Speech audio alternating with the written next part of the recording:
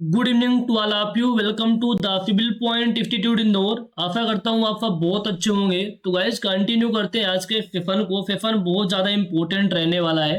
अच्छा, last lecture में हमने क्या क्या डिस्कस किया था इसके बारे में आपको थोड़ा सा आइडिया होगा ही। हमने इन्वायरमेंटल इंजीनियरिंग स्टार्ट की थी for RRB JEE exam and MP सब इंजीनियर एग्जाम के लिए, क्योंकि दोनों का जो क्वेश्चन का लेवल होता है ऑलमोस्ट सेम होता है, इसलिए कंबाइंड बैच हमने स्टार्ट किया है। इन्वायरमेंटल इंजीनियरिंग क्या होता है, इन्वायरमेंटल इंजीनियरिंग के किस तरीके से हमारी अप्रोच रहने वाली है, क्या डिफरेंस होता है इन्वायरमेंटल इंजीनियरिंग में एंड इन्वायरमेंटल साइंस के अंदर, इसके बारे में हमने डिस्कस किया था। इसके बाद हमने देखा था कि जो सिविल इंजीनियर होते हैं वो इन्वायरमेंटल इंजीनियरिंग में क्या क्या पढ़ते हैं। तो आपने देखा था जो 4 कंपोनेंट होते हैं, वाटर, एयर, नॉइज और सॉलिड वेस्ट मैनेजमेंट, ये बहुत ज़्यादा क्रूशियल कंपोनेंट होते हैं ह्यूमन के सर्वाइवल के लिए। तो इसके बारे में पढ़े थे। अच्छा, जब बहुत ज़्यादा इंपॉर्टेंट होते हैं तो गवर्नमेंट ऑफ इंडिया ने क्या रूल्स एंड रेगुलेशन बनाए हैं, उन रूल्स एंड रेगुलेशन के बारे में हमने देखा था। ये रूल्स एंड रेगुलेशन आपको ध्यान में रखने हैं और इससे रिलेटेड जो क्वेश्चन बन सकते हैं उन सभी क्वेश्चन को भी हमने डिस्कस किए थे। ठीक है, इसके बाद हम बात किए थे कि भाई जो अपना वाटर वाला टॉपिक है, इस वाटर वाला टॉपिक का जो वेटेज है आपके सिलेबस में 80% रहने वाला है। अच्छा, जब सिलेबस के अंदर 80% वेटेज रहने वाला है तो इसमें इसमें हम पढ़ेंगे क्या क्या। तो इसके अंदर हमने देखा था कि दोनों ही टाइप के वाटर आते हैं। तो ड्रिंकिंग वाटर यानी पानी का जो पीने वाले पानी का ट्रीटमेंट, और जो अपना वेस्ट वाटर होता है जो गंदा पानी होता है उसका भी ट्रीटमेंट। तो ये हमने फ्लो डायग्राम बना के आपको बहुत ही अच्छे से डिटेल में समझाया था। यदि आपने लेक्चर को नहीं देखा तो पहले वाले लेक्चर को देख लीजिएगा। इससे क्या है ना, 2-3 लेक्चर जो स्टार्टिंग के होते हैं, इनफैक्ट जो पहला वाला लेक्चर आपका बेस रेडी करेगा, आपको एक आइडिया लगेगा मोटा मोटा कि हम पढ़ने कैसे वाले हैं। एक आपको मतलब एक कनेक्टिविटी बनेगी सब्जेक्ट के साथ में, कि कनेक्ट कर पाएंगे हर एक डाउट को कि हमने पढ़ना क्या है, कौन सा टॉपिक है, कि अप्रोच रहने वाली है। हमने प्रॉपर फ्लो डायग्राम बना के बताया था कि जो वाटर वाला सेगमेंट है जिसका 80% वेटेज है आपके एग्जाम के अंदर, या फिर 80% टॉपिक कवर होंगे, ये हमने फ्लो डायग्राम बना के बताया था। अगेन अभी हम रिपीट नहीं करेंगे, उसको आपको देखना पड़ेगा वीडियो को। इसके बाद हमने डिस्कस किया था इस फ्लो डायग्राम के माध्यम से ही सिलेबस को डिस्कस किया था, जिसमें हमारे 9 चैप्टर कवर हो रहे थे। लास्ट का जो 3 चैप्टर है वो कवर नहीं है। लास्ट के 3 चैप्टर यानी पॉल्यूशन है, एयर है, सॉलिड वेस्ट मैनेजमेंट है और नॉइज वाला टॉपिक है, वो हम बाद में देख लेंगे। तो 9 चैप्टर आपके ये फ्लो डायग्राम से कवर हो रहे हैं। ठीक है, तो अब जो पहला वाला चैप्टर है वो क्या है उसके बारे में हम बात करने वाले हैं। पहला वाला जो हमारा चैप्टर है वो चैप्टर है water demand, its source and conveyance. तो water demand, its source and conveyance वाले टॉपिक को आज हम स्टार्ट कर रहे हैं। ओके, अभी एक क्लास हम लाइव ले रहे थे, कुछ टेक्निकल इशू की वजह से क्लास आपकी लाइव नहीं हो पाई थी। अभी इसको हम क्या करते हैं, रिकॉर्ड करके अपलोड करेंगे, तो इसको अच्छे से आप देख लीजिएगा। कुछ भी डाउट आता है तो 9340888842 पे आप व्हाट्सअप कर लीजिएगा। पर हमें ये डाउट आ रहा है वो आपके डाउट वहाँ क्लियर हो जाएंगे। ओके गाइस, आपके जानकारी के लिए बता दें कि 10 सिविल पॉइंट इंस्टीट्यूट इंदौर ने आप सभी के बहुत ज़्यादा डिमांड पे, क्योंकि बहुत दिन से क्लासेस नहीं चल रही थी, तो आप सभी की डिमांड आ रही है कि सर कि आपका एग्जाम जो है जुलाई टू सितंबर के बीच में कैलेंडर आ जाएगा आरआरबी जेईई का, और आने वाले टाइम में सब इंजीनियर का भी एग्जाम होगा। अब कुछ बच्चे पूछते हैं कि सर एग्जाम कैसे आप जानते हैं कि एग्जाम सब इंजीनियर, भाई किसी को कंफर्म नहीं है कि होगा ही होगा, लेकिन एक मोटा मोटा क्राइटेरिया होता है कि एग्जाम हो सकता है। फिर तैयारी अपना पहले से रखिए, क्योंकि नोटिफिकेशन आने के बाद 1-2 मंथ का टाइम मिलता है, अधिकतम 3 मंथ का टाइम मिलेगा, तो तैयारी हो नहीं पाती। इसलिए आपको डिटेल अप्रोच रखनी चाहिए। जो पहले से हमारे स्टूडेंट है आगाज आरंभ बैच के अंदर है, इसके अलावा हमारे टारगेट बैच के अंदर है, अलग अलग बैचेस के अंदर है, तो वहाँ भी क्लासेस प्रॉपर अपडेट कर दी गई है। उनको बैच लेने की जरूरत नहीं पड़ेगी। जो 2023 के अंदर बैच को एक्सेस किए थे, है ना, तो उनको लाइव क्लासेस मिल जाएगी। जो इसके पहले के स्टूडेंट है उनको क्लास पहले की वैलिडिटी है तो बहुत अच्छी बात है, लेना चाहे तो ले सकते हैं, उनके लिए स्पेशल डिस्काउंट कूपन कोड मिल जाएगा। आपको 9340888842 पे व्हाट्सअप करना है, आपको बताना है कि सर हम पहले से बैच लिए हुए हैं, तो आपको वहाँ डिस्काउंट कूपन कोड मिल जाएगा। बाकी जो न्यू स्टूडेंट इस वीडियो को देख रहे हैं, थोड़ा सा हम बता देते हैं कि हमारा आगाज बैच स्टार्ट हो चुका है। एमपी सब engineer exam and RRB JEE exam के लिए बहुत ही डेडिकेटेड क्लासेस आज से स्टार्ट हो गई हैं इसके अंदर, जिसके अंतर्गत आपको कंप्लीट सिलेबस कवर किया जाएगा, चाहे वो टेक का हो, नॉन टेक का हो, सारी चीजें। बाकी डिटेल इन्फॉर्मेशन के लिए आप इसमें देख सकते हैं या फिर टीम को कॉल या व्हाट्सअप कर सकते हैं। अब ज़्यादा आपका टाइम न लेते हुए क्लास को स्टार्ट करते हैं। क्लास बहुत ज़्यादा इंपॉर्टेंट रहने वाली है। ओके, तो पूरी क्लास को अच्छे से देखना है, खुद के नोट्स बहुत अच्छे से बनाते हुए चलना है आपको। खुद के नोट्स आपको बहुत अच्छे से बनाते हुए चलना है। पहला वाला टॉपिक है water demand, its source and conveyance. इतनी तो बात की गारंटी है कि जो सब्जेक्ट आप करने वाले हैं 10 विल पॉइंट से, आपके हर एक कॉन्सेप्ट में बहुत ज़्यादा क्लियरिटी आने वाली है, फिर कोई सा भी एग्जाम दीजिए। अब water demand, its source and conveyance को समझने के लिए कुछ आपको समझना पड़ेगा। पहला लिखा, पहला टर्म आपका वाटर डिमांड यानी पानी की डिमांड क्या है। जैसे मान लीजिए आप किसी टाउनशिप के लिए वाटर सप्लाई स्कीम डिजाइन कर रहे हैं और हमारी स्पीड आपको फ्लो लगे तो डबल स्पीड पे देखिएगा। वाटर सप्लाई स्कीम, किसी टाउनशिप के लिए वाटर सप्लाई स्कीम डिजाइन कर रहे हैं। यदि वाटर सप्लाई स्कीम डिजाइन करेंगे यानी पानी, ये मान लीजिए आपकी टाउनशिप है, इस टाउनशिप के लिए दिस इज अ टाउनशिप, इस टाउनशिप के लिए आपको वाटर सप्लाई स्कीम डिजाइन करना है। यहाँ आपको पानी पीने के लिए सप्लाई करना है। आ रही बात समझ में? तो वाटर सप्लाई स्कीम डिजाइन करेंगे तो आपको देखना पड़ेगा कि जो पानी है, वाटर है, इसकी डिमांड क्या है, मतलब इस टाउनशिप में कितनी पॉपुलेशन है, इस टाउनशिप के अंदर कितनी पॉपुलेशन है, इस टाउनशिप के अंदर कितनी पॉपुलेशन है, इसके अकॉर्डिंग आप वाटर डिमांड कैलकुलेट करेंगे। अभी जब हम डिजाइन पीरियड वाला टॉपिक करेंगे ना तो बहुत अच्छे से एक्सप्लेन करने वाले हैं। इट्स फोर्स का मतलब क्या होता है कि भाई वाटर सप्लाई स्कीम बनाएंगे तो क्या फोर्स है, वाटर फोर्स क्या है, फोर्स ऑफ वाटर क्या है। जैसे फोर्स ऑफ वाटर के अंदर हमने बेसिक थोड़ा सा आपको आइडिया दिया था कि हमारे पास एक तो सरफेस वाटर फोर्स होते हैं, एक होता है सब सरफेस यानी ग्राउंड वाटर फोर्स होते हैं। जैसे कि वेल, ट्यूब वेल, ये सब सरफेस वाटर फोर्स है। सरफेस में आपका डैम और रिवर आ जाते हैं, ठीक है, डैम, रिवर, लेक।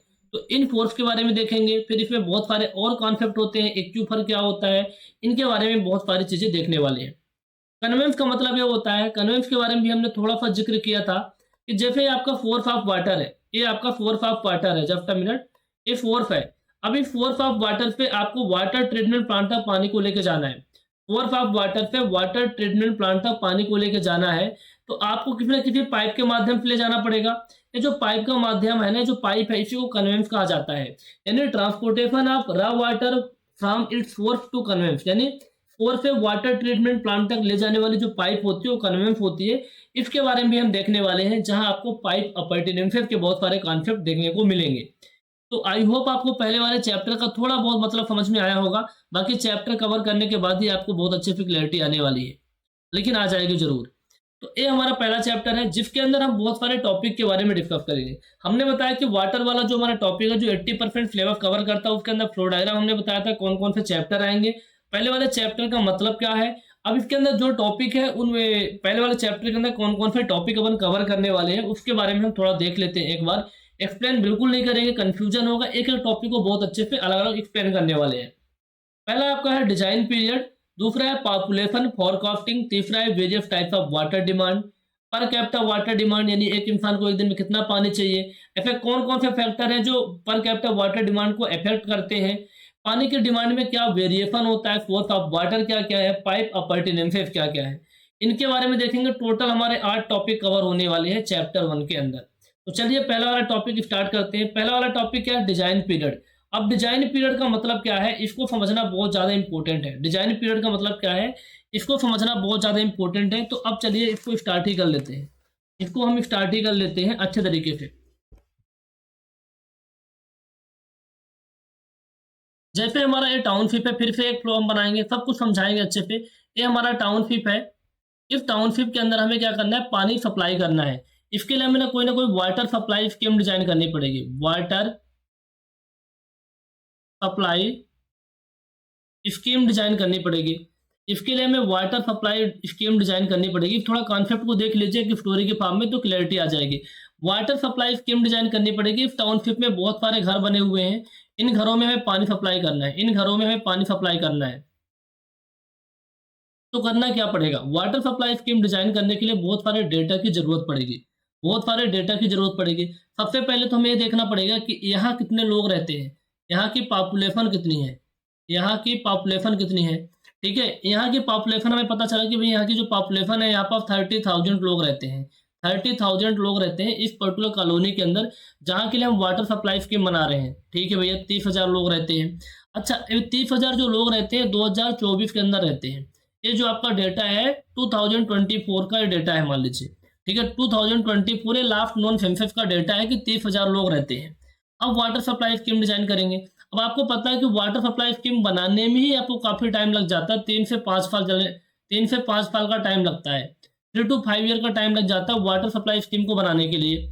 अब आपने क्या किया कि 30,000 के लिए 30,000 पॉपुलेशन के लिए वाटर सप्लाई स्कीम डिजाइन कर देंगे। अब आपको पता है टाइम के साथ पॉपुलेशन इंक्रीज होगी, जब टाइम के साथ पॉपुलेशन इंक्रीज होगी, टाइम के साथ पॉपुलेशन इंक्रीज होगी तो क्या आपका ये आपने जो डिजाइन किया था जो आपने डिजाइन किया था वाटर सप्लाई स्कीम, क्या ये पानी को फुलफिल कर पाएगा? नहीं कर पाएगा ना। तो हमें क्या करना पड़ेगा, हमें ये करना पड़ेगा कि भैया वाटर सप्लाई स्कीम कितने साल के लिए है। जनरली ये 20 to 30 ईयर के लिए डिजाइन की जाती है, 20 to 30 ईयर के लिए डिजाइन की जाती है। 20 से 30 साल के लिए वाटर सप्लाई स्कीम डिजाइन की जाती है। तो हमारा जो वाटर सप्लाई स्कीम है 20 से 30 साल तक प्रॉपर वर्किंग कंडीशन के अंदर होना चाहिए, प्रॉपर सर्विसेबल होना चाहिए। तो हमें क्या करना पड़ेगा कि 20 से 30 साल बाद, यानी 2024 है, तो अब हम देखेंगे 2044 के अंदर हमारी कितनी पॉपुलेशन होगी, 2044 के अंदर कितनी पॉपुलेशन होगी, उसके अकॉर्डिंग वाटर सप्लाई स्कीम का डिजाइन करेंगे। इसे बोलते हैं पॉपुलेशन फॉरकास्टिंग। क्या बोलते हैं? Population forecasting. समझ में आ गई बात? पॉपुलेशन फॉरकास्टिंग का मतलब ये होता है कि फ्यूचर में, यानी 20 से 30 साल इसका डिजाइन पीरियड है। 20 से 30 साल वाटर सप्लाई स्कीम का क्या है? डिजाइन पीरियड है। यानी डिजाइन पीरियड का मतलब है कि इस पर्टिकुलर पीरियड तक ये प्रॉपर तरीके से वर्क करेगा, फंक्शनल रहेगा, सर्विसेबल रहेगा, कोई प्रॉब्लम नहीं आएगी। तो 2044 तक, यानी 20 साल की जब बात करें, 2024 तक ये प्रॉपर पानी की पूर्ति करता रहेगा, कोई प्रॉब्लम नहीं आने वाली। तो अब 2044 के अंदर कितनी पॉपुलेशन होगी, बहुत सारी मेथड्स होती हैं, उसके अकॉर्डिंग हम कैलकुलेट करते हैं। अभी हम बात करने वाले हैं जो वाटर सप्लाई आप स्कीम बनाएंगे, तो वाटर सप्लाई स्कीम में बहुत सारी यूनिट आएंगी, बहुत अलग अलग यूनिट आएंगी। अब जो बहुत अलग अलग यूनिट आएंगी, सबका एक डिजाइन पीरियड होता है, ठीक है, एक पर्टिकुलर पीरियड होता है, डिजाइन का पीरियड होता है। जैसे यहाँ पर अल्फा यूनिट है, बीटा यूनिट है, गामा यूनिट है, ए है, बी है, सी है, डी है। ये आपका वाटर ट्रीटमेंट प्लांट में बहुत सारी यूनिट है। हर एक यूनिट का एक डिजाइन पीरियड होता है, यानी उस पीरियड तक प्रॉपर तरीके से वर्क करती है, प्रॉपर तरीके से वर्क करती है, इसमें कोई इशू नहीं आता। ठीक है, तो अब हम बात करेंगे डिजाइन पीरियड के बारे में। डिजाइन पीरियड क्या होता है? तो डिजाइन पीरियड क्या होता है? एक टाइम का पीरियड होता है। डिजाइन पीरियड क्या होता है? एक टाइम का पीरियड होता है। इस पर्टिकुलर टाइम पीरियड के अंदर हमारा जो वाटर सप्लाई स्कीम है प्रॉपर तरीके से फंक्शनल होना चाहिए, प्रॉपर तरीके से सर्विसेबल होना चाहिए। अब वाटर, यहाँ इसका मतलब क्या हुआ कि जितने भी कंपोनेंट इसके अंदर आएंगे प्रॉपर तरीके से वर्क करते रहना चाहिए। ऐसा नहीं है कि मान लीजिए कि आपने कुछ बनाया, अब वाटर सप्लाई स्कीम बनाएंगे तो बहुत भारी भरकम स्ट्रक्चर, कई करोड़ों रुपए खर्च होते हैं, कई करोड़ों रुपए खर्च होते हैं। इसके अंदर बहुत सारे आप स्ट्रक्चर बनाते हैं, आप रिजर्वायर बनाते हैं, आप डैम बनाते हैं, आप पंपिंग यूनिट बनाते हैं, आप डिस्ट्रीब्यूशन सिस्टम बनाते हैं। ठीक है, इनको बार बार तो आप रिप्लेस नहीं कर सकते हैं, ठीक है, बार बार रिप्लेस नहीं कर सकते, ना तो इनकी कैपेसिटी को आप बार बार इंक्रीज कर सकते हैं। तो आपको दोनों ही चीजें ध्यान में रखनी होती है कि जो आप कितने पॉपुलेशन के लिए वाटर सप्लाई स्कीम डिजाइन कर रहे हैं, और ये आपका जो वाटर सप्लाई स्कीम में कितने साल तक वर्क करेगा, मान 30 साल तक वर्क करेगा।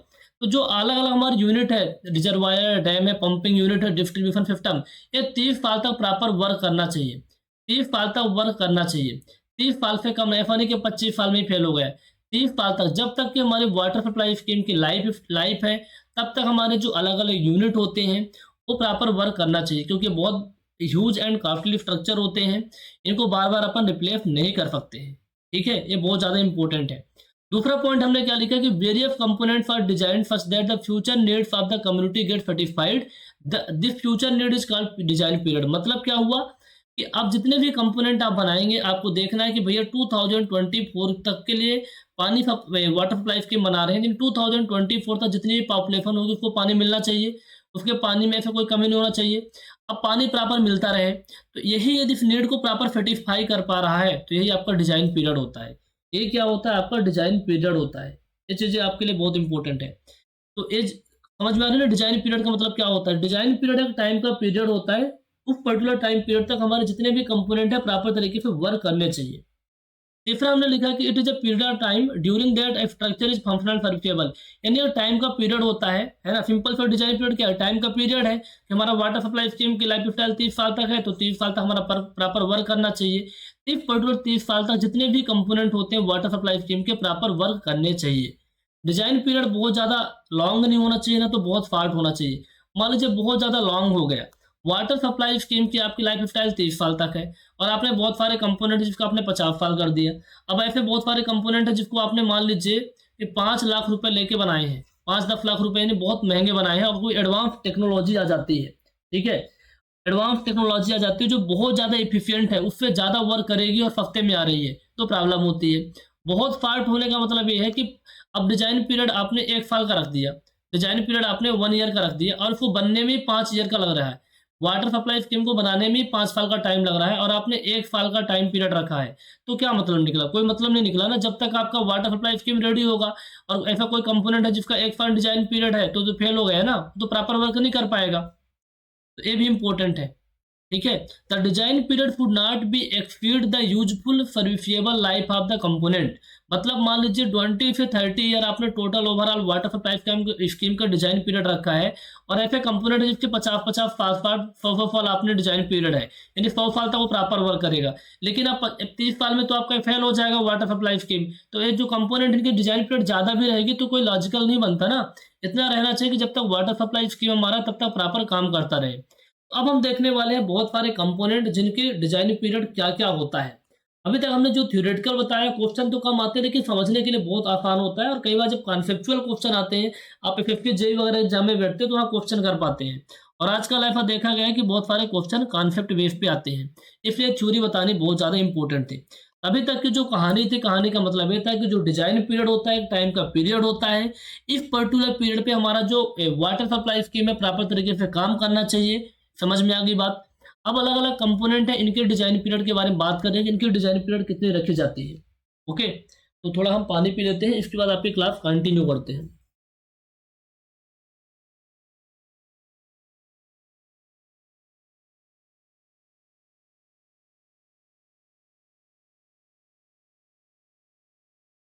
ये हमने एक आपके लिए एक टेबल बना रखी है। इस टेबल को जरा ध्यान से देखिए। पहले टेबल के पहले कॉलम के अंदर सीरियल नंबर है, दूसरे के अंदर आपको देखने को मिलेगा यूनिट्स है और तीसरे कॉलम के अंदर डिजाइन पीरियड है, ठीक है। अब वेरियस ट्रीटमेंट यूनिट इसके अंदर दिया है। वेरियस ट्रीटमेंट यूनिट का जो डिजाइन पीरियड है 15 ईयर रखा गया है। अब समझ में नहीं आ रहा फिर वेरियस ट्रीटमेंट यूनिट का मतलब क्या है, तो अब आपको हम थोड़ा ले चलते हैं फ्लो डायग्राम के ऊपर।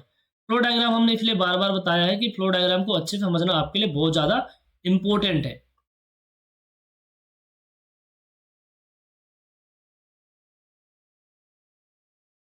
ओके, देखिए ये जो फ्लो डायग्राम में आप देख पा रहे होंगे कि हमारे पास एक वाटर ट्रीटमेंट प्लांट है। ये वाटर ट्रीटमेंट प्लांट है, just a minute.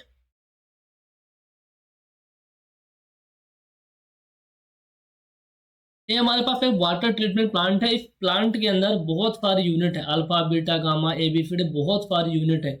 In unit के अंदर एक वाटर ट्रीटमेंट प्लांट है। इस वाटर ट्रीटमेंट प्लांट के अंदर बहुत सारी यूनिट है जिसके अंदर हम पानी को ले जाकर के साफ करते हैं, पानी को लेके साफ करते हैं। तो जो वाटर ट्रीटमेंट प्लांट के अंदर वेरियस वाट क्या लिखा है, वेरियस वाटर ट्रीटमेंट यूनिट, यानी वाटर ट्रीटमेंट प्लांट के अंदर जो यूनिट होती है, ऐसे कौन कौन सी यूनिट होती है। जब वाटर ट्रीटमेंट प्लांट पढ़ेंगे, यानी जब पानी का ट्रीटमेंट पढ़ेंगे तो वहाँ आपको देखने को मिलेगा। जैसे कि एग्जाम्पल के लिए हम बात करें तो एरिएशन टैंक होता है। क्या होता है, एरिएशन टैंक होता है। एक आपका होता है एरिएशन टैंक। क्या होता है, एरिएशन टैंक होता है। सेडिमेंटेशन टैंक होता है, एरिएशन टैंक होता है, सेडिमेंटेशन टैंक होता है। तो जितने भी और बहुत सी यूनिट होती हैं, तो जितने भी ट्रीटमेंट यूनिट होती हैं, वेरियस वाटर ट्रीटमेंट यूनिट आप लिख लीजिए। हाँ, वेरियस वाटर ट्रीटमेंट यूनिट, यानी वाटर ट्रीटमेंट प्लांट के अंदर जो यूनिट्स होती हैं like aeration tank, sedimentation tank, उनका जो डिजाइन पीरियड रखा जाता है वो 15 ईयर का रखा जाता है। कितना रखा जाता है, 15 ईयर का रखा जाता है। आ रही समझ में बात। दूसरा आपका है pipe connection to the several treatment unit, यानी जितने भी हमारी ट्रीटमेंट यूनिट है, जैसे मान लीजिए हमारे वाटर ट्रीटमेंट प्लांट है, ये हमारा क्या है, वाटर ट्रीटमेंट प्लांट है। हम आराम आराम से पढ़ेंगे, आपको डाउट लगे तो बता दीजिएगा, डाउट हालांकि आएगा नहीं, स्लो लगे तो आप स्पीड को डबल करिएगा ताकि समझ में सब कुछ आ जाए, कुछ छोड़ेंगे नहीं। ये हमारा पूरा का पूरा वाटर ट्रीटमेंट प्लांट है। अब इस ट्रीटमेंट प्लांट के अंदर हमारा ये रॉ वाटर आता है, ये हमारा रॉ वाटर आता है। अब ये जो रॉ वाटर आएगा बहुत सारी यूनिट से होकर गुजरेगा। मान लीजिए एक्स यूनिट है, वाई यूनिट है, जेड यूनिट है, अल्फा यूनिट है, बीटा यूनिट है, गामा यूनिट है। There are so many units. अब इन यूनिट से होकर हमारा ये रॉ वाटर गुजरने वाला है, ये रॉ वाटर गुजरने वाला है। ये रॉ वाटर निकलेगा इस तरीके से, फिर पानी हमारा साफ होकर के निकलता है। तो ये हमारा जो पानी निकलेगा क्लीन वाटर होगा, क्लीन वाटर होगा, या फिर इसको कह सकते हैं फ्रूटेबल वाटर होगा। फ्रूटेबल वाटर का मतलब है कि इस पानी को कोई पिएगा तो बीमार नहीं पड़ेगा, ठीक है। अब यहाँ देखिए ये हमारा यूनिट है, x y z alpha beta gamma, ये क्या है, यूनिट है। अब इन यूनिट को कनेक्ट करने वाली जो पाइप होती है, इन यूनिट को जो कनेक्ट करने वाली जो पाइप होती है, वेरियस है ना, pipe connected to the civil treatment unit, इन यूनिट को कनेक्ट करने वाली जो पाइप होती है इसका जो डिजाइन पीरियड होता है वो 30 साल का होता है, 30 ईयर होता है। कितना होता है? 30 साल होता है। तो pipe connection to the civil treatment unit, अलग अलग ट्रीटमेंट यूनिट को कनेक्ट करने वाली जो पाइप होती है उसका जो डिजाइन पीरियड होता है वो 30 ईयर का होता है। यहाँ तक तो क्लियर होना चाहिए। वेरियस वाटर ट्रीटमेंट यूनिट जैसे एरिएशन टैंक हो गया, सेडिमेंटेशन टैंक हो गया, इन सब का 15 ईयर होता है। अलग अलग ट्रीटमेंट यूनिट को जो कनेक्ट करने वाली पाइप होती है, जैसे आप देख पा रहे हैं वाटर ट्रीटमेंट प्लांट के अंदर, इसका जो होता है 30 ईयर होता है। आगे यदि हम बात करें सर्विस रिजर्वायर के बारे में, अब सर्विस रिजर्वायर के अंदर कौन कौन सी चीजें आ जाएंगे, जैसे कि ओवरहेड वाटर टैंक, मान लीजिए ओवरहेड वाटर टैंक होता है, ओवरहेड वाटर टैंक होता है। दूसरा क्या होता है?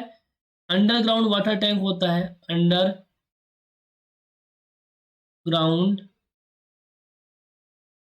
वाटर टैंक होता है। अब ओवरहेड वाटर टैंक होते हैं, अंडरग्राउंड वाटर टैंक होते हैं, इनका जो डिजाइन पीरियड होता है 15 ईयर होता है। कितना होता है? 15 ईयर होता है। अभी हम थोड़ा सा आपको बता देते हैं जिनको पता नहीं है कि ओवरहेड क्या होता है, अंडरग्राउंड वाटर टैंक क्या होता है।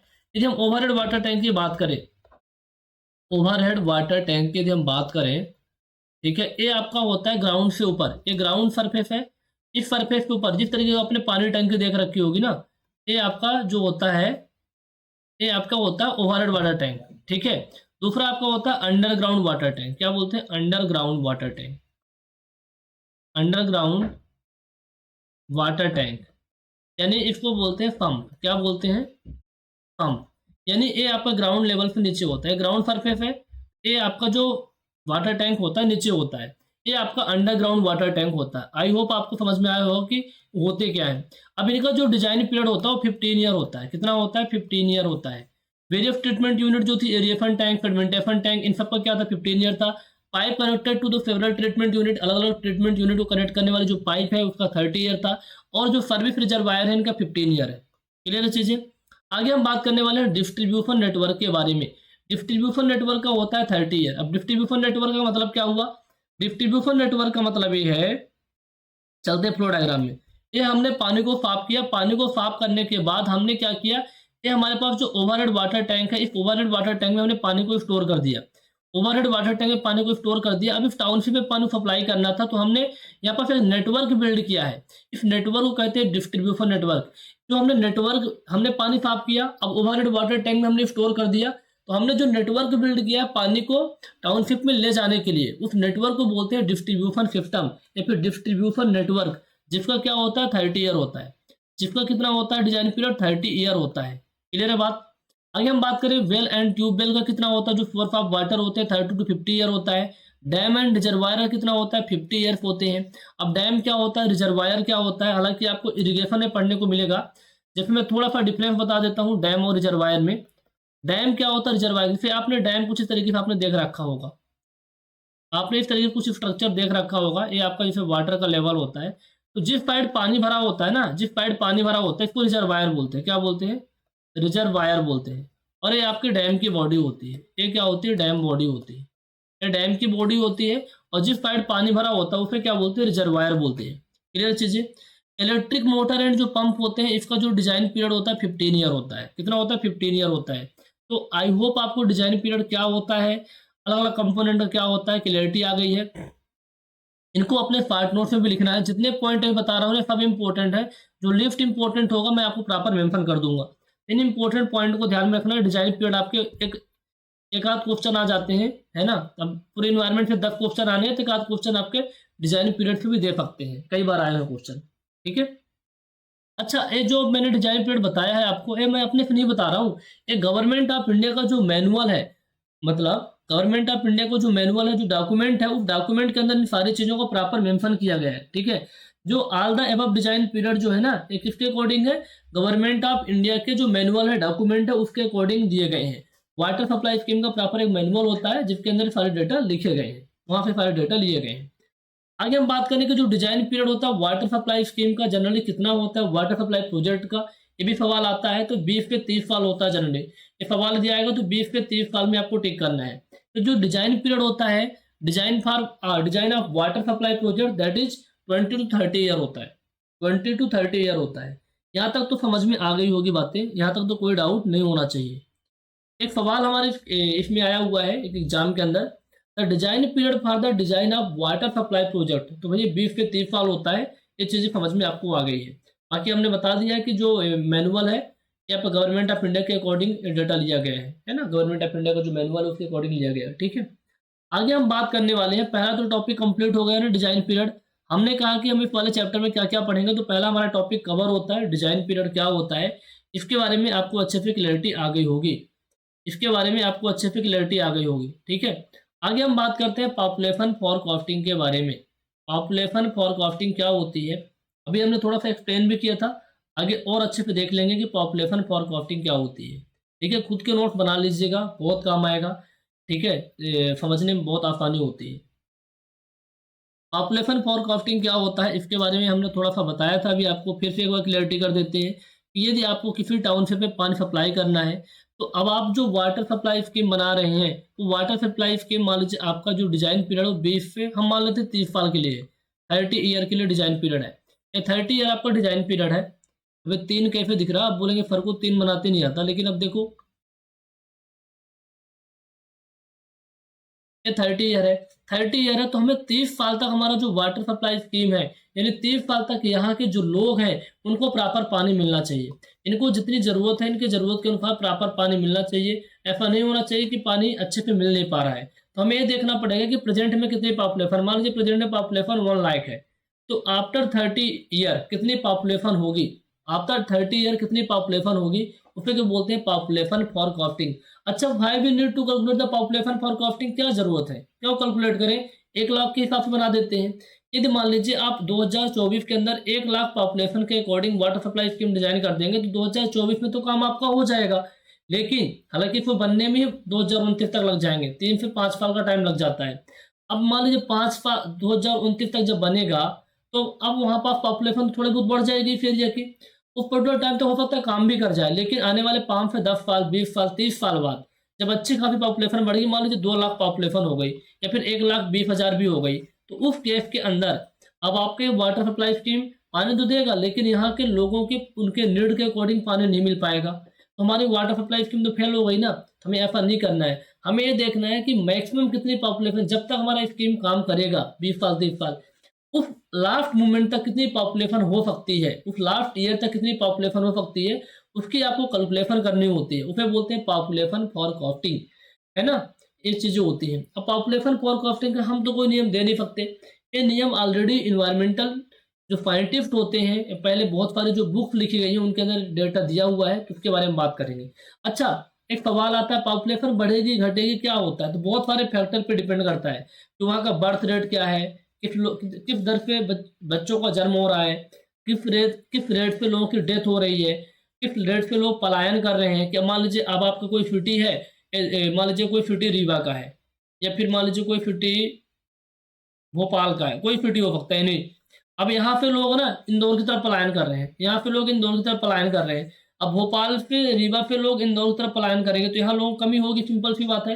तो माइग्रेशन पे भी डिपेंड करता है पॉपुलेशन ग्रोथ, बर्थ रेट पे, डेथ रेट पे, माइग्रेशन पे भी। तो एक सवाल भी आया था, स्टेटमेंट वाला क्वेश्चन शायद यही एग्जाम में आया था कहीं, कि पॉपुलेशन ग्रोथ किन किन फैक्टर पे डिपेंड करता है, तो बर्थ रेट पे, डेथ रेट पे एंड माइग्रेशन पे भी डिपेंड करता है।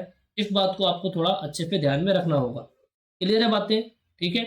अब हम बात करेंगे जो पॉपुलेशन फॉरकास्टिंग की अलग अलग कौन सी मेथड्स होती हैं, उनके बारे में थोड़ा सा अच्छे से देख लेते हैं, उनके बारे में अच्छे से थोड़ा सा देख लेते हैं, ठीक है। ये आपको बहुत सारी मेथड्स देखने को मिलेगी, कंफ्यूज नहीं होना है। अभी हम बताएंगे कौन कौन से बहुत ज़्यादा इंपॉर्टेंट है, कौन सी लेस इंपॉर्टेंट है। जैसे आपका पहला अरिथमेटिक इंक्रीज मेथड, दूसरा आपका ज्योमेट्रिक इंक्रीज मेथड, तीसरा आपका इंक्रीमेंटल इंक्रीज मेथड या varying increment method, decreasing rate of growth method, simple graphical method, comparative graphical method, master plan method या फिर जोनिंग मेथड। अगला है आपका रेशियो मेथड या फिर opportunity method, logistic curve method, ठीक है। ये आपके टोटल 9 मेथड है, ठीक है, 9 मेथड है। अच्छा, अब वेरियस मेथड जो पॉपुलेशन फॉरकास्टिंग के हैं, इसको 2 टाइप से कैटेगराइज किया जाता है। एक तो हमारे पास जो मेथड होती है ना, वो एक होती है न्यूमेरिकल मेथड, एक आपकी होती है न्यूमेरिकल, दूसरी मेथड हमारे पास होती है ग्राफिकल। एक हमारे पास जो मेथड होती है वो न्यूमेरिकल मेथड होती है, दूसरी मेथड हमारे पास होती है ग्राफिकल। न्यूमेरिकल मेथड होती है, ग्राफिकल मेथड होती है। तो न्यूमेरिकल मेथड में जो आपका arithmetic increase method, geometric increase method, incremental increase method, decreasing rate of growth method, ये जो 4 मेथड होती है ये आपके न्यूमेरिकल मेथड में आ जाती है। ये किस में आ जाती है? न्यूमेरिकल मेथड में आ जाती है। और लेफ्ट ऑफ द जो मेथड होती है ग्राफिकल मेथड में आती है, जैसे simple graphical method, comparative graphical method, master planning method है, zoning method, ratio method, logistic curve method, ये सभी मेथड आपकी ग्राफिकल मेथड में आती है। तो ऐसा सवाल कोई आता है न्यूमेरिकल मेथड कौन सी है, ग्राफिकल मेथड कौन सी है, तो आप अच्छे से जवाब दे पाएंगे। अब इसके अंदर भी जो न्यूमेरिकल मेथड होती है इनमें कौन कौन से इंपॉर्टेंट है, यानी ओवरऑल जो हमारे पास 10-12 मेथड है, 9 मेथड है। इन 9 मेथड सबसे ज़्यादा जो इंपॉर्टेंट है अभी तक का, तो अरिथमेटिक एंड ज्योमेट्रिक मेथड है। लेकिन अब क्या एग्जाम का ट्रेंड चेंज होता रहा है, अलग अलग कंपटीशन का लेवल बढ़ता हुआ आ रहा है, देखने को मिल रहा है बहुत सारे एग्जाम में। तो आपके इन टॉपिक से भी थोड़े बहुत क्वेश्चन आ जाते हैं। तो जितना पढ़ने में आपको टाइम लगेगा इन 2 मेथड को, इतने में सारी मेथड आप पढ़ लेंगे, बहुत आसान होती है।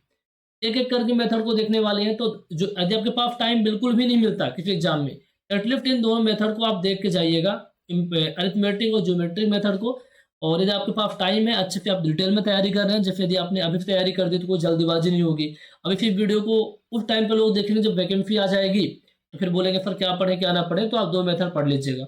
लेकिन यदि आप अभी से तैयारी कर रहे हैं हमारी बात को समझ करके, तो आप सारे मेथड को अच्छे से पढ़िए, आप बहुत आगे निकलेंगे, है ना। कॉम्पिटिशन में तो कुछ वही नहीं हो पाएगा, क्योंकि क्या होता है कि आप कुछ चीज़ें पढ़ के जाते हो, कुछ चीज़ छोड़ के जाते हैं, तब तो बहुत मुश्किल हो जाता है ना। जो नहीं पढ़े सवाल आ गया तो, लेकिन लास्ट मोमेंट में आप पूछें क्या पढ़े, तो फिर यही पढ़ के जाइए, है ना। फिर किस्मत वाली बातें होती हैं वहाँ पास। तो arithmetic increase method, geometric increase method, ठीक है। तो अब अरिथमेटिक इंक्रीज मेथड के बारे में हम बात करने वाले हैं, ओके। अब अरिथमेटिक इंक्रीज मेथड के बारे में समझना है। अरिथमेटिक का नाम से समझ में आ रहा है कि मतलब क्या कुछ एवरेज वाली बातें होने वाली है। अब इसमें 2 हमने पॉइंट लिखे, पॉइंट को पहले समझ लेते हैं, फिर एक-एक करके एक्सप्लेन करेंगे। As per this method population increase at constant rate. हम मानते हैं कि इस रेट से, इस मेथड के अकॉर्डिंग जो पॉपुलेशन हमारी इंक्रीज होगी, या कांस्टेंट रेट से इंक्रीज होगी, अभी समझने की कोशिश करेंगे। Large and established cities where there is limited scope of expansion, मतलब अरिथमेटिक इंक्रीज मेथड से जो वैल्यू निकल के आती है, जो पॉपुलेशन फॉरकास्टिंग की वैल्यू निकल के आती है वो लो आती है, पॉपुलेशन फॉरकास्टिंग की वैल्यू लो आती है। तो आपको ऐसी सिटी के लिए डिजाइन करना है जो ओल्ड सिटी है, जहां मतलब डेवलपमेंट की स्कोप बहुत कम है, ठीक है। डेवलपमेंट की स्कोप बहुत कम है, एक्सपांशन की स्कोप बहुत कम है, वहां के लिए आप अरिथमेटिक इंक्रीज मेथड का यूज करते हैं। जहां एक्सपांशन के स्कोप बहुत कम होते हैं वहां आप यूज करते हैं किसका? वहां आप यूज करते हैं अरिथमेटिक इंक्रीज मेथड का। जैसे ज्योमेट्रिक इंक्रीज मेथड में क्या होता है, जो वैल्यू निकल के आती है हाई आती है, तो अपन वहां यूज करते हैं जहां पॉपुलेशन ग्रोथ रेट थोड़ी ज्यादा हो, मतलब पॉपुलेशन ग्रोथ होने के चांसेस बहुत ज्यादा होते हैं, वहां अपन यूज करते हैं geometric increase method. Arithmetic increase method अपन वहां यूज करते हैं जहां पॉपुलेशन ग्रोथ रेट कम होता है, जैसे ओल्ड सिटी है। अब कोई मान लीजिए कोई टाउनशिप डेवलप हो रहा है, तो आप पॉपुलेशन ग्रोथ रेट बहुत फास्ट होगी, तो ज्योमेट्रिक इंक्रीज मेथड यूज करेंगे। पहले से कोई सिटी है ओल्ड एंड स्टेब्लिश सिटी है, बहुत बड़ी सिटी है, तो आप पॉपुलेशन ग्रोथ रेट कम होगा, तो अरिथमेटिक इंक्रीज मेथड का यूज करते हैं। क्यों करते हैं? क्योंकि वैल्यू कम आती है, ठीक है। अब यहाँ पर आप किस तरीके से कैलकुलेशन करेंगे इसको थोड़ा समझने की कोशिश करते हैं। हम कुछ आपको फार्मूला देंगे, है ना, या फिर ऐसा समझिए कि हम, अच्छा इस मेथड का मतलब क्या है? इस मेथड का मतलब ये है कि फ्यूचर में पॉपुलेशन कितनी होगी इसके बारे में हम जानना चाहते हैं। जैसे एक सवाल दिया है, इस सवाल को जरा देखिए, यहाँ पे आपको थोड़ी अच्छी क्लैरिटी आ जाएगी। हमारे पास क्या है ना, 5 डिकेड के डेटा दिए हैं। 5 डिकेड यानी लास्ट 5 डिकेड। एक डिकेड में कितना होता है? 10 ईयर होता है ना। आपको पता है हर एक 10 साल में क्या होता है, सेंसस जनगणना होती है, कोई इशू नहीं आता तो प्रॉपर चलता है। लाइफ टाइम नहीं हो पाया था अभी, है ना, कोविड की वजह से, अभी होगा फिर से। तो पॉपुलेशन लेवल ओवर 5 डिकेड, आपका स्मॉल टाउन, एक छोटे शहर के लिए आपको 5 साल का डेटा दिया हुआ है। आप सवाल पूछा है 2000 तक का डेटा दिया हुआ है, 1960 से लेकर 2000 तक का डेटा दिया हुआ है। आपसे 2020 के अंदर कुछ पूछा हुआ है, यानी आपको जो आपका 2000 तक का डेटा है, लास्ट नोन सेंसस यानी लास्ट में 2000 तक का डेटा दिया है, 2020 के अंदर आपसे डेटा पूछा हुआ है, तो जो आप पीएन निकालेंगे यानी पॉपुलेशन आफ्टर एन डिकेड, इसके लिए क्या फार्मूला बनेगा, तो इसके बारे में थोड़ा सा देख लेते हैं। इसके बारे में थोड़ा अच्छे देख लेते हैं। फार्मूला डायरेक्ट याद रखिए, पीएन इक्वल टू होता है P naught plus N X bar. P N equal to होता है P naught plus N X bar. अब देखिएगा, पी एन इक्वल टू होता है P naught plus N X bar. P N क्या होता है? Population after indicates. पी एन क्या होता है? Population after indicates.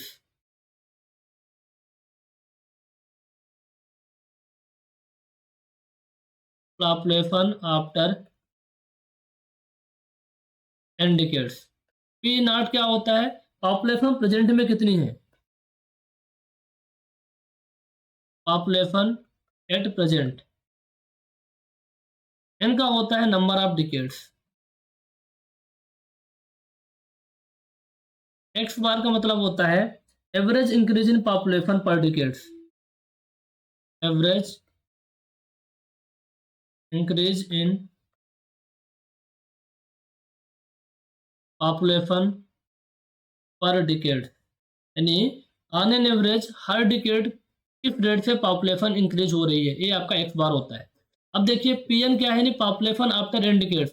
अब यहाँ पास पूछा है कि 2020 के अंदर पॉपुलेशन कितनी होगी, 2020 के अंदर पॉपुलेशन कितनी होगी, यानी पी एन इक्वल टू हो जाएगा पी 2020, ये आपका पॉपुलेशन आफ्टर एन डिकेड। अब एन क्या है, एन है आपका नंबर ऑफ डिकेड। तो आपको पता है 2000 की जब दिया हुआ है कि 2000 में पता है कि पॉपुलेशन कितनी है, 2020 में पूछा यानी पहला कितना हो जाएगा, 2010 में एक बार फेफ आएगा, फिर 2020 के अंदर आएगा। इनका नंबर ऑफ डिकेड ना 2 डिकेड बाद पूछ रहा है ना, तो 2000 में तो दिया हुआ 2000, 2010 में कितना 2020 में, तो 2020 पूछ रहा है, यानी 2 डिकेड हो गए ना, 2000 फिर 2010 तक 1 डिकेड, 2010 फिर 2020 तक दूसरा डिकेड, यानी नंबर ऑफ डिकेड कितने हो गए 2। तो अब आसानी से आप निकाल लेंगे। तो इस सवाल को हम करेंगे अभी, आपको यहाँ से थोड़ी और अच्छी क्लैरिटी आने वाली है, ठीक है। जब तक इससे आप न्यूमेरिकल नहीं करेंगे ना आपको फील नहीं आएगा, तो एक न्यूमेरिकल कर लेंगे तो जो हमारा कॉन्सेप्ट है बहुत अच्छे से क्लियर हो जाएगा। फार्मूला याद रहेगा, पी एन इक्वल टू होता है P naught plus N X bar. P N यानी होता है पॉपुलेशन आफ्टर एन डिकेड, कितने डिकेड बाद आप पॉपुलेशन निकाल रहे हैं, जैसे हम इस क्वेश्चन में 2 डिकेड बाद निकाल रहे हैं, किसी में 1 डिकेड, किसी में 2 डिकेड, किसी में 3 decade, depend on the question दिया रहेगा। पी नॉट का मतलब है प्रेजेंट में कितनी पॉपुलेशन है, ठीक है, पॉपुलेशन एट प्रेजेंट, या फिर last non census, last non census, last में आपका जनगणना कब हुआ था जिसकी जानकारी आपको है। एन है नंबर ऑफ डिकेड, एक्स होता है कि एक्स बार होता है कि एवरेज ऑन एन एवरेज हर एक डिकेड कितनी पॉपुलेशन इंक्रीज हो रही है, ऑन एन एवरेज हर एक डिकेड कितनी पॉपुलेशन इंक्रीज हो रही है उसकी बात करता है, ठीक है, उसकी बात होती है। Just a minute guys, 1 minute का हम थोड़ा टाइम लेंगे आपका, 1 मिनट का।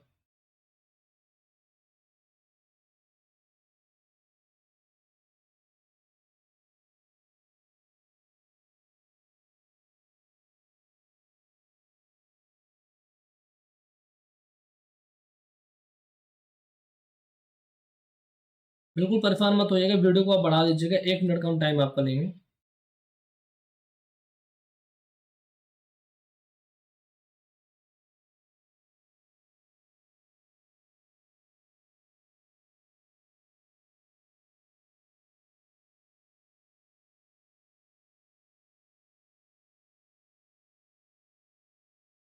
मैं समझ रहा हूँ कि आप लोग सोच रहे हैं सर कहाँ चले गए, बट थोड़ा सा एक छोटा सा काम।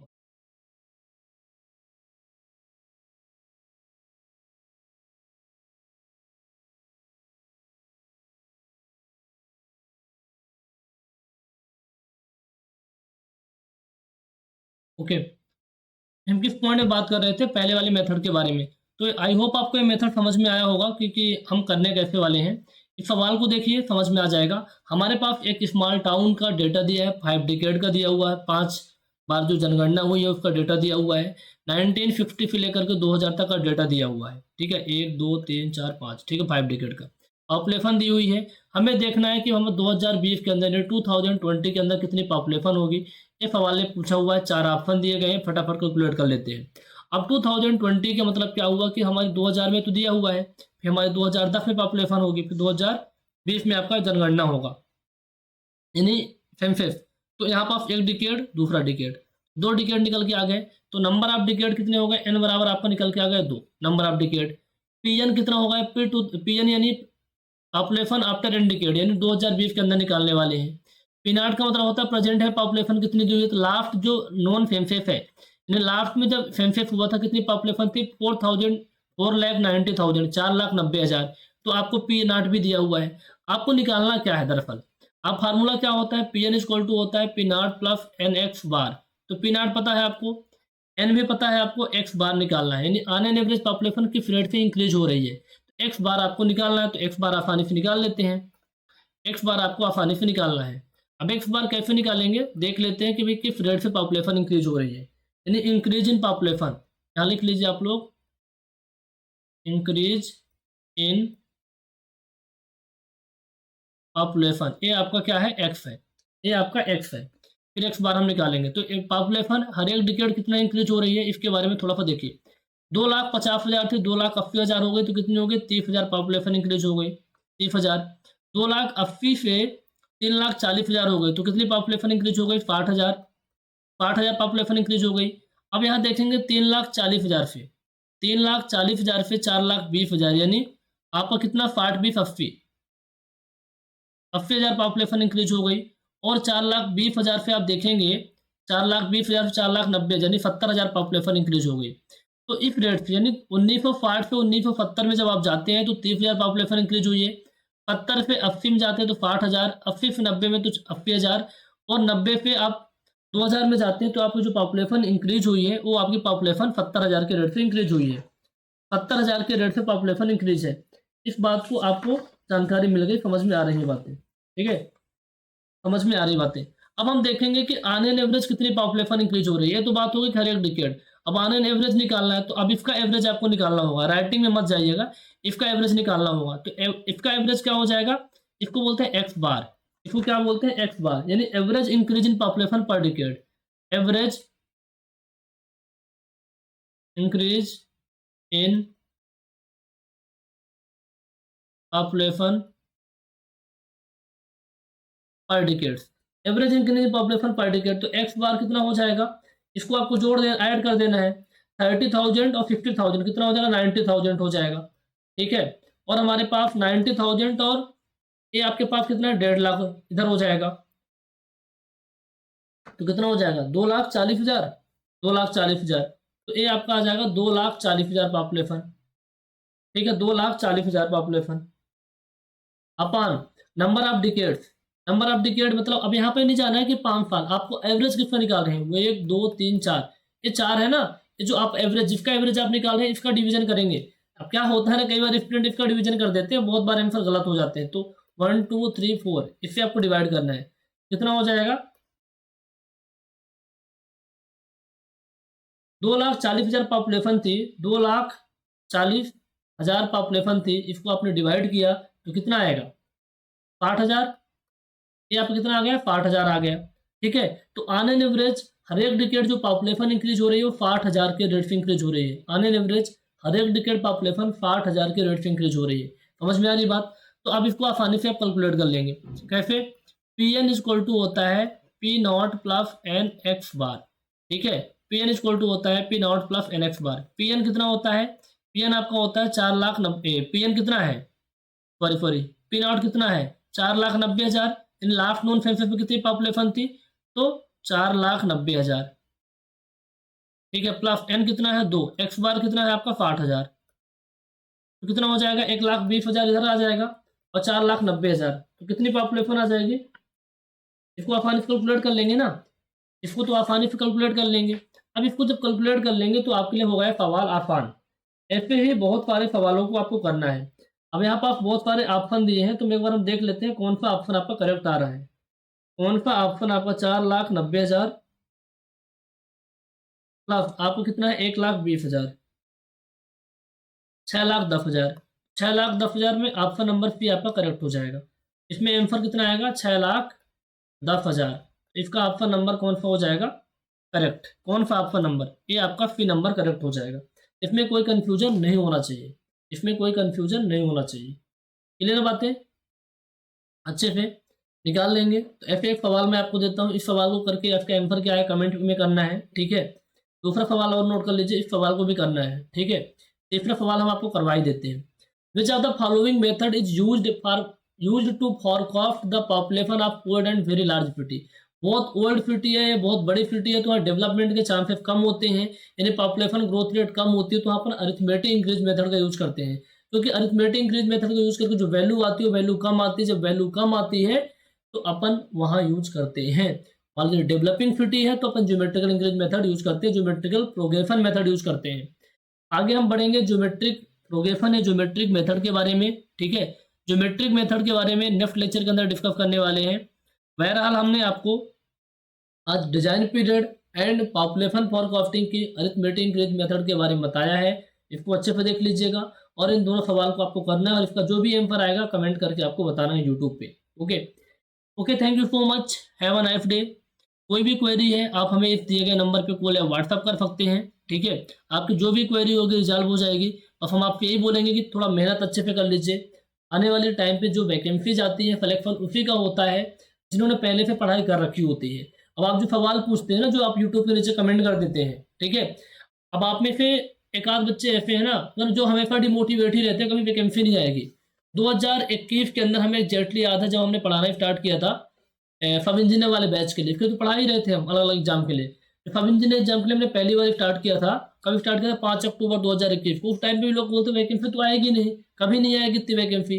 फिर आपने देखा कि 2022 के अंदर काफ़ी अच्छी वैकेंसी आई थी। तो अभी जो मेहनत करेंगे तो साल डेढ़ साल के अंदर जो रिक्रूटमेंट होंगी सिलेक्शन आपका हो जाएगा। 650 सिलेक्शन हुए थे TCP से, आप यूट्यूब पे वीडियो देख सकते हैं, सब डले हुए हैं। तो अब यही कि मेहनत करनी पड़ेगी तभी आउटपुट कुछ निकल के आएगा, है ना। Okay, thank you so much, have a nice day.